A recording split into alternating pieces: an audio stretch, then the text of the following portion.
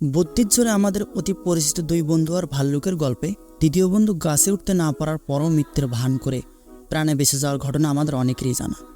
বিজ্ঞানী আইনস্টাইন যে একটা সময় অঙ্কে কাঁচা ছিল তাও তো আমরা অনেকেই জানি।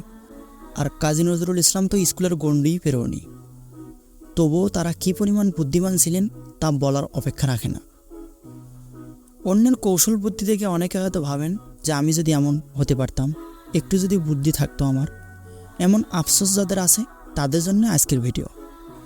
তবে পুরো ভিডিওটি না টেনে দেখতে হবে, হতাশ হওয়ার কিছু নেই। যদিও বুদ্ধি বেশিরভাগই জেনেটিক্যাল, তারপরও আছে বুদ্ধি বাড়ানোর অনেক উপায়। বুদ্ধির প্রখরতা বাড়াতে আপনি কয়েকটি উপায় অবলম্বন করতে পারেন। যেমন নাম্বার 1 হিসাবে আপনাকে ব্যায়াম করতে হবে। ব্যায়াম শুধু যে ওজন কমায় তা কিন্তু না, বরং ব্যায়াম মস্তিষ্কের স্নায়ুগুলোকে সক্রিয় রাখে, মস্তিষ্কে রক্ত চলাচল নিশ্চিত করে এবং প্রাণবন্ত রাখে। ব্যায়ামের মাধ্যমে ব্রেন সেলগুলো আরও বিকশিত হয় এবং শক্তিশালী হয়, আন্তঃযোগাযোগ বাড়ে এবং মস্তিষ্ককে ড্যামেজ হওয়া থেকে প্রতিহত করে। কারণ ব্যায়ামের সময় প্রোটিন বের হয় মস্তিষ্কের সেল থেকে, যা নিউরোট্রফিক ফ্যাক্টর নামে পরিচিত। এটি মস্তিষ্কের স্বাস্থ্য গঠনে সাহায্য করে এবং ব্রেনকে রক্ষা করে। এছাড়া ব্যায়ামের সময় নার্ভ প্রটেক্টিং কম্পাউন্ড বের হয়ে ব্রেনকে রক্ষা করে।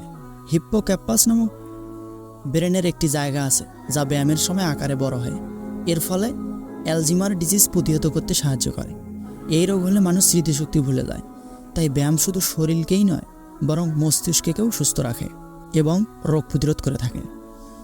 তাই প্রতিদিন কমপক্ষে অন্তত 30 মিনিট ব্যায়াম করা উচিত। নম্বর 2 হিসাবে মাছের তেল খেতে হবে। পুরনো একটা প্রবাদে আছে, মাছ হলো ব্রেনের খাদ্য। মাছের তেল আমাদের ব্রেনের জন্য খুবই জরুরি। এটি মস্তিষ্কের প্রদাহ কমায় এবং এটিকে রক্ষা করে। আমাদের ব্রেন 50% ফ্যাট ও লিপিড দিয়ে তৈরি। এর মাঝে ওমেগা-3 অন্যতম।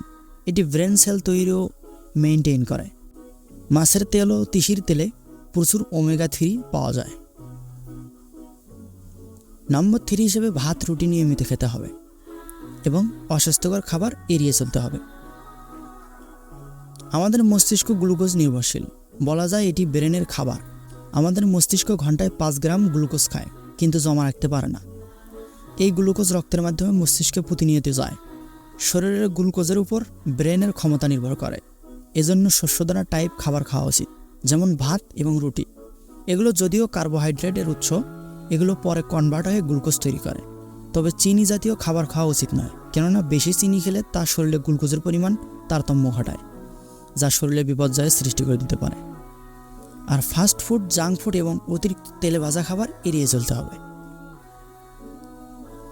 নম্বর 4 হিসেবে কলা এবং কলিজা খেতে হবে। কলাতে থাকে প্রচুর ম্যাগনেসিয়াম ও ভিটামিন B2। এটি নার্ভ ইম্পালস ট্রান্সমিশনে খুব সাহায্য করে। এছাড়া নিউরোট্রান্সমিটার গাবা তৈরিতে সাহায্য করে, যা ব্রেন ঠান্ডা রাখে। আর আয়রনের ঘাটতি পূরণে কলিজা খেতে হবে, কারণ মস্তিষ্কের জন্য 20% অক্সিজেন দরকার হয়। এই অক্সিজেন হিমোগ্লোবিনের সাথে আটকে রক্তের মাধ্যমে মস্তিষ্কে যায়। আর এই হিমোগ্লোবিনের জন্য দরকার হয় আয়রন, যা কলিজাতে প্রচুর পরিমাণে থাকে। তাই গরু এবং খাসির কলিজা খাওয়ার অভ্যাস করতে হবে। সাথে সাথে ছোট বাচ্চাদেরকেও অভ্যাস করাতে হবে। এতে করে ছোট বাচ্চা ছোট থেকে অনেক বুদ্ধিমান হয়ে গড়ে উঠবে। আর বিশেষ করে কলিজাতে ভিটামিন B বেশি পরিমাণে থাকে। নাম্বার 5 হিসেবে বেশি বেশি বই পড়তে হবে এবং পর্যাপ্ত ঘুমাতে হবে। বই ছাড়াও পত্রিকা, ম্যাগাজিন পড়ার অভ্যাস করতে হবে। বই পড়ার মধ্যে বিনোদনের পাশাপাশি শেখারও কিছু বিষয় আছে। মস্তিষ্ক সচল রাখার ক্ষেত্রে বই পড়ার বিকল্প নেই। যত পড়বেন ততই ব্রেন কার্যক্ষম হবে। আর রাতে নিয়ম করে আগে ভাগেই ঘুমাতে হবে, কারণ বর্তমান গভীর রাত জেগে জেগে টিকটক, ফেসবুক, ইউটিউব সহ টেলিভিশন দেখা আমাদের একটা বড় সমস্যা।